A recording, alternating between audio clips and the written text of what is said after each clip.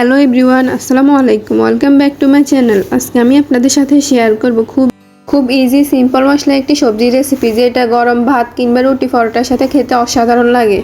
প্রথমে আমি হাঁড়িতে সয়াবিন তেল দিয়ে দিচ্ছি, এরপর এতে কেটে ধুয়ে রাখা সবজিগুলো দিয়ে দিচ্ছি। আমি এখানে সবজির মধ্যে নিয়ে নিয়েছি আলু, গাজর আর বেশিরভাগ বরবটি। এরপর এখানে স্বাদমতো লবণ দিয়ে আমি 5 মিনিট ঢেকে রাখছি, যাতে সবজিগুলো ভালোভাবে সেদ্ধ হয়।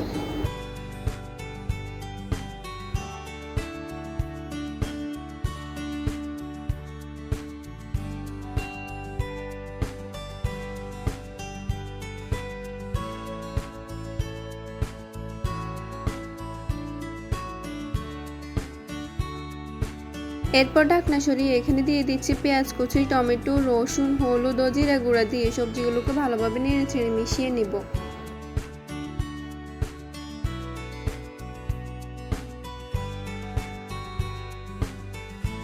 এরপর ঢাকনা দিয়ে আরও কিছুক্ষণ রান্না করে নিলেই রেডি মজাদার সবজি ভুনা।